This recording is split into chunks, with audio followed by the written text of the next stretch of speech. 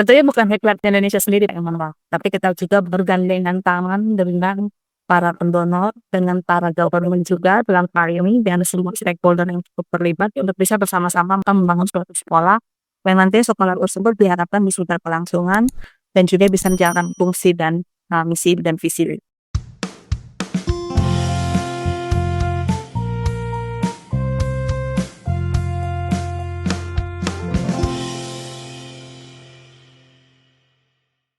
Salam perspektif baru untuk Anda pemirsa acara ini di media sosial YouTube dengan nama akun Perspektif Wimar TV.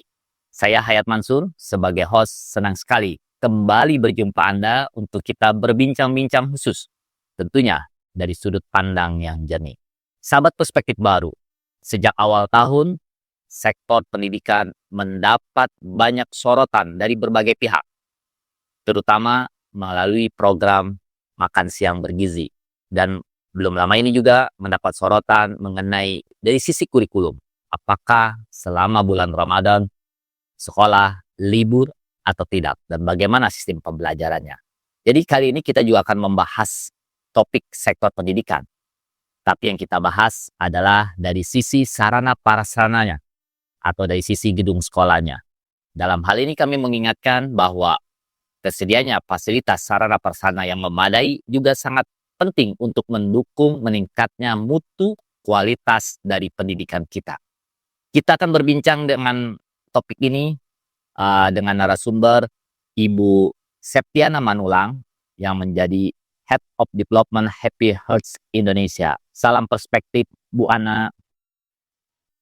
Perspektif Bapak. Nah, Bu Ana, yang kami pelajari bahwa lembaga Anda yaitu Happy Hearts Indonesia itu sangat concern di bidang sektor pendidikan. Salah satunya dengan memperbaiki atau merenovasi sarana gedung-gedung sekolah yang tidak memadai untuk kegiatan belajar mengajar.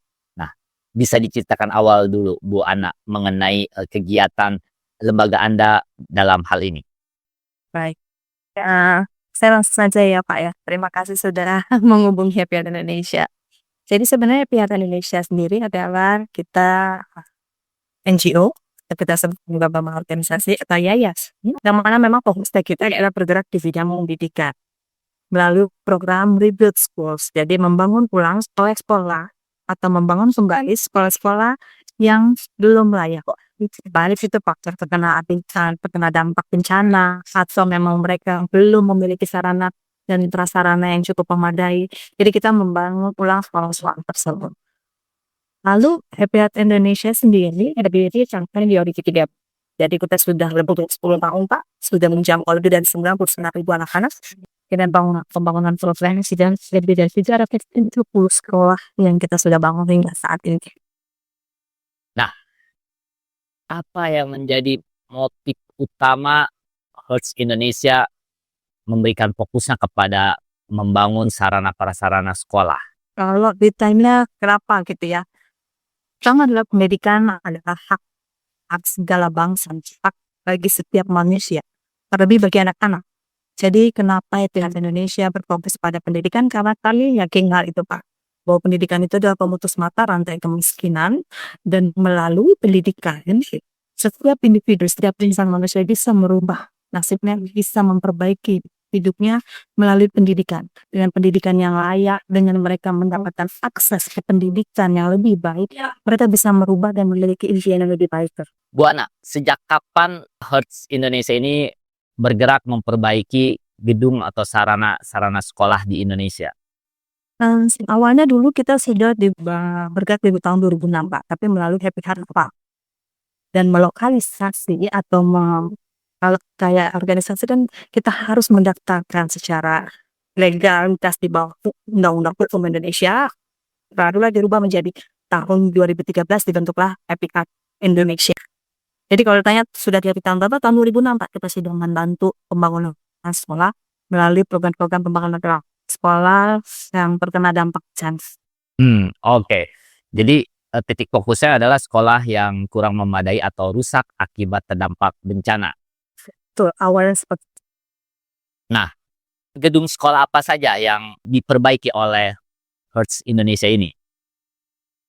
Oke, fokusnya semua level pendidikan, baik itu dari level PAUD, KB, atau TK kita sebutnya, lalu dari baik itu juga level SD, SMP, dan SMA atau SMK sederajat. Jadi kalau ditanya fokusnya, ya tentunya fokusnya dari level PAUD saja. Tapi kita tidak menutup kemungkinan untuk semua level. Kenapa? Karena ketika kita tahu bahwa level KB, TK, PAUD itu adalah masa-masa golden age, masa di mana anak-anak mengenal sosialisasi yang mereka mengenal dunia pendidikan, mengenal bagaimana bisa mereka melatih motoris mereka untuk bisa dan juga untuk bisa dipersiapkan masuk ke jenjang berikutnya.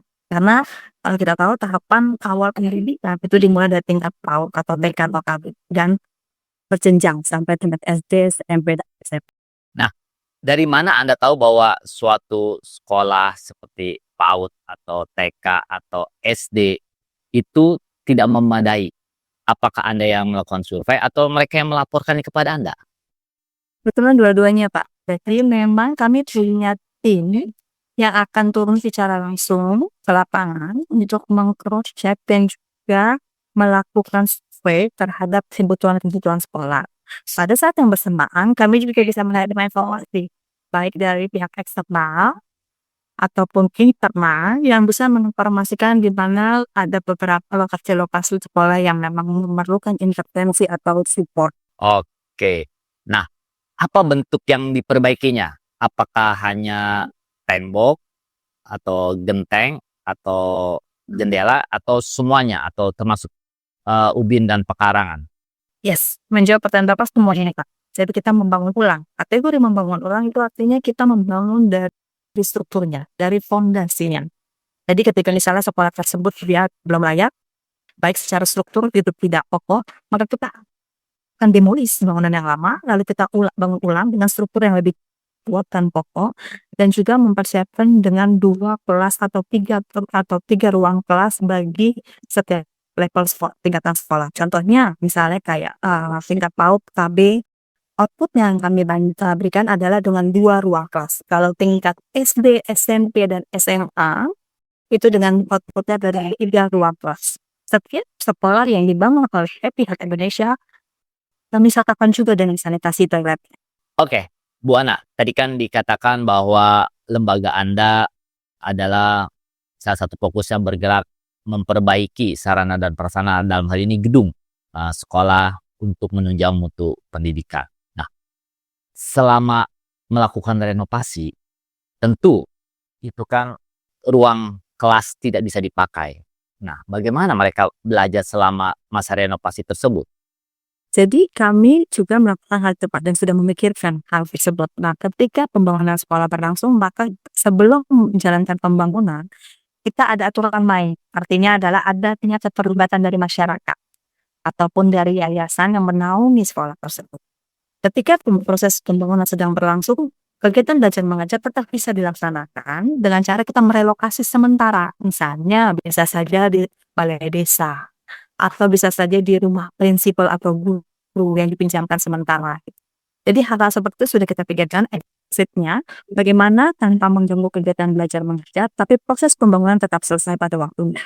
Oke, yang menarik kami juga bahwa saat Anda merenovasi atau memperbaiki gedung sekolah tersebut, Anda memanfaatkan limbah plastik ya untuk membangun gedung sekolah tersebut. Nah, bisa diceritakan limbah plastik yang seperti apa yang dimanfaatkan untuk memperbaiki sekolah? Jadi HPR Indonesia tentunya tidak bergerak sendiri. Kami menggandeng mitra. Dalam hal ini kita berkolaborasi bersama dengan Block Solution Indonesia. Yang mana mereka merupakan mitra kami dalam penyedia blocks. Jadi blocks tersebut terbuat dari plastik yang diolah dari limbah-limbah plastik yang diolah menjadi blok sebagai pengganti dinding sekolah. Dan peran kami adalah membangun sekolahnya, infrastruktur sekolahnya dengan menggunakan bahan limbah plastik tersebut yang sudah tentunya diolah menjadi blok. Nah, kalau ditanya sampah jenis plastik yang kami gunakan adalah kami plastik PP, polipropilен. Jadi kalau kemasan kita tahu ya, itu sampah-sampah kemasan itu yang bisa diurai jenis separate itu lalu dibentuk palet dan mereka dilebur menjadi palet, lalu dari palet-palet itu dibentuk lagi menjadi blocks, dan blocks itulah yang kita pergunakan untuk membangun walling atau dinding sekolah.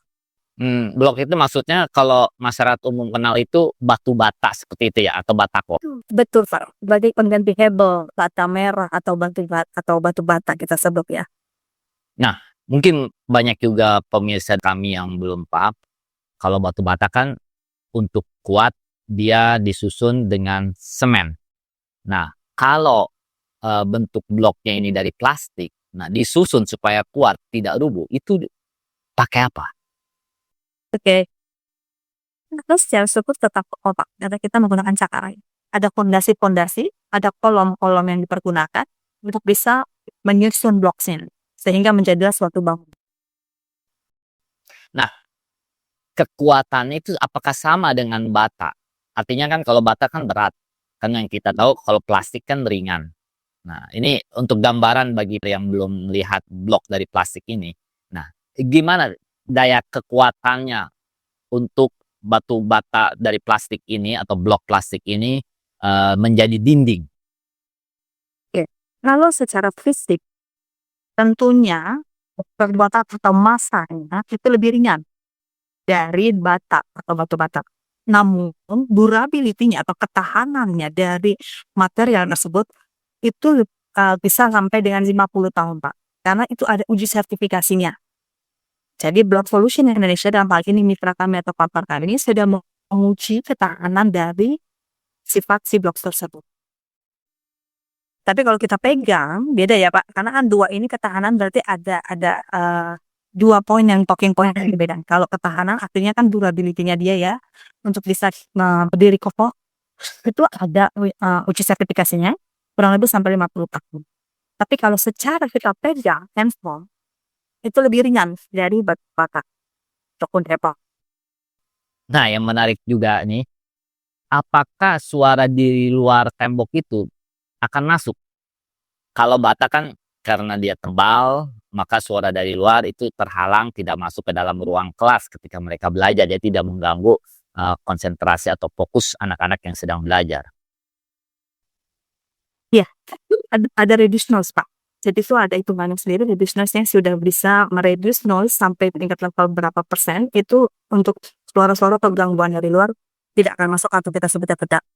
Biasanya untuk memperbaiki satu gedung sekolah, itu memerlukan berapa blok, dan satu blok itu dibuat dari berapa kilo plastik. Ini kita mau tahu berapa besar manfaatnya dalam mengurangi limbah plastik dengan memanfaatnya sebagai blok untuk membangun sekolah. Sebagai gambaran saja, untuk pembangunan satu unit dengan level KBPK compound, itu kita sudah mereduce 1-2 ton plastik sampah. Cukup besar ya. Nah, itu kebutuhan plastiknya itu dibuat oleh tadi mitra ya, bukan lembaga Anda yang membuat. Nah, kalau dari sisi harga berapa, Mbak Ana, per bloknya ini? Kalau untuk harga saya rasa mungkin nanti mitra yang berhak untuk menjawab itu ya, Pak, ya. Karena dari visi Nepiat Indonesia, kami sendiri adalah kan memiliki kerjasama eksklusif bersama Block Solution Indonesia. Oh, oke. Artinya Anda tidak membeli ya blok itu tersebut ya. Kami mau tahu aja apakah lebih mahal daripada bata merah atau batako, atau lebih murah blok yang dari plastik ini ya, dengan ketahanan yang lebih lama. Kalau membeli iya, Pak. Kami membeli dari mitra kita karena namanya tetap saja ada ketika kita bermitra berkolaborasi kan ada siklus ekonomi yang terjadi gitu ya. Kami membeli, tapi karena kita memiliki kerjasama eksklusif bersama Block Solution Indonesia, tentu akan sedikit berbeda dengan price market di luaran gitu ya. Nah, kalau dari catatan Mbak Ana dan teman-teman, kira-kira sudah berapa ton limbah plastik yang berhasil Anda reduce dengan memanfaatkannya menjadi tembok-tembok sekolah? Menurut perhitungan kami karena hingga up to date, kami sudah membangun pembangunan sekolah lebih dari 20 sekolah dengan menggunakan plastik sampah atau material ini ya. Itu sudah sampai dengan kita bisa mereduce 40 ton lebih. Cukup banyak ya. Nah, kalau Anda sendiri kan fokusnya adalah memperbaiki sarana atau gedung sekolah dengan memanfaatkan limbah plastik. Nah, apakah Anda juga bergerak dalam mengedukasi ataupun melatih masyarakat untuk memanfaatkan limbah plastik ini menjadi blok-blok plastik atau batu bata plastik? Tentunya gini, kalau melatih tidak. Kenapa? Karena itu bukan peran kami. Peran kami adalah untuk mengajarkan anak-anak tentunya dengan komunitas sekolah bagaimana memilah sampah yang baik. Tapi kalau untuk mengajarkan proses pembuatan ya Pak, itu bukan perannya kami, tapi perannya mitra kami. Dari sisi kami adalah kami memberikan penguatan kepada sekolah-sekolah atau kepada komunitas yang kita bantu untuk bagaimana mereka kita edukasi untuk mereka bisa memiliki pemahaman terhadap pemilahan sampah. Jadi ada sampah yang organik, sampah non-organik. Nah, sampah organik itu yang bisa dikelola ulang lagi atau dimanfaatkan kita sampaikan untuk menjadi produk. Nah, pemahaman tersebut dan juga small action tersebut itu yang kita harapkan nantinya mereka bisa lebih tingkatkan lagi dan juga bisa memberikan kontribusi tentunya terhadap lingkungan. Sekali lagi mengenai ini nih, blok plastik ini, Mbak Ana. Dari pengalaman Anda selama ini, ketika Anda memperbaiki sebuah sekolah yang terdampak bencana, terus Anda bangun dengan blok plastik. Nah, apakah ada pengalaman bahwa sekolah yang dibangun dengan blok plastik tersebut terus ketika kena bencana lebih kuat dari dari kerusakan dibandingkan dengan memakai batu bata atau batako? Tentunya kita tidak mengharapkan ada bencana ya Pak. Tapi memang perlu saya informasikan bahwa hingga kini sekolah-sekolah blok yang sudah dibangun oleh Pak Indonesia masih berdiri kokoh, gitu ya. Karena memang inisiatif pembangunan sekolah menggunakan atau memanfaatkan sampah ini, limbah sampah ini kita mulai di tahun 2023. Jadi 2 tahun belakang ini kita baru memulai inisiatif itu. Dan dalam 2 tahun ini sampai sekarang sekolah-sekolah yang dibangun oleh Indonesia masih dalam keadaan kokoh. Dan kita tidak berharap sih adanya disaster. Tapi kalaupun memang itu terjadi, kami bisa bilang bahwa saat ini karena sudah ada uji nih, sudah ada uji analisisnya terhadap ketahanan dan juga terhadap benturan gitu ya. Dan ini sudah disertifikasi oleh mitra kami melalui Block Solution Indonesia. Artinya kami cukup yakin Pak, cukup confidence bahwa sekolah-sekolah tersebut akan tetap hadir. Jika ada sekolah yang perlu perhatian dari sisi sarana prasarana atau gedungnya kurang memadai dan mereka ingin diperbaiki, apakah bisa mengajukannya kepada lembaga Anda? Iya, silakan Pak mengajukan, tapi kembali lagi kami juga akan melakukan verifikasi dan juga evaluasi terhadap jenis-jenis bantuan masing-masing sekolah. Nah, itu nanti dananya ditanggung penuh oleh pihak Anda atau sekolah atau bagaimana? Dan dari mana Anda bisa mendapatkan dana untuk merenovasi sekolah? Karena pemerintah sendiri kan membutuhkan dana besar untuk merenovasi sekolah. Ya, tentunya kembali lagi Pak, kami sendiri, entitas kami adalah yayasan. Seperti tadi di awal saya sudah jelaskan bahwa Badan Non-Government Organization yang nanti kita non-profit ya, organisasi non-profit, yang mana ketika program pembangunan itu berjalan, tentunya kami mendapat dukungan dari mitra. Dalam hal ini kita sebut donor. Donor tersebut bisa datang dari individual, korporasi, institusi, yang memang mereka memiliki interest ataupun minat dan juga mereka memiliki kepedulian untuk meningkatkan pendidikan. Nah, biasanya kita akan approach para donor tersebut atau bahkan donor tersebut datang kepada KPIT Indonesia untuk bisa melakukan kerjasama. Tentunya bukan KPIT Indonesia sendiri Pak yang menolak, tapi kita juga bergandengan tangan dengan para pendonor, dengan para government juga dalam hal ini dan semua stakeholder yang cukup terlibat untuk bisa bersama-sama membangun suatu sekolah yang nanti sekolah tersebut diharapkan bisa berkelangsungan dan juga bisa menjalankan fungsi dan misi dan visi. Nah, terakhir nih Mbak Ana, jika ada masyarakat yang ingin ikut berdonasi kepada Anda, bagaimana cara menyalurkannya? Tentunya bisa menghubungi KPIT Indonesia, ada di website kami, dan tinggal klik bagaimana cara untuk bisa bergabung, baik itu dari segi dana gitu ya, maupun menjadi dari segi tenaga, dengan menjadi sukarelawan. Semua ada di website, tinggal googling di website kami, itu semua ada panduannya Pak, step by step-nya bagaimana bisa involve ataupun terlibat dalam kegiatan atau gerakan yang di KPIT Indonesia. Oke, terima kasih Mbak Ana. Sebagai penutup, saya mengingatkan bahwa mutu pendidikan ditentukan oleh dukungan kita semua. Jadi, Jika Anda ingin turut mendukung mutu pendidikan, maka dukung kegiatan-kegiatan yang dilakukan oleh lembaga-lembaga yang berupaya meningkatkan mutu pendidikan kita. Sampai jumpa di wawancara perspektif baru berikutnya.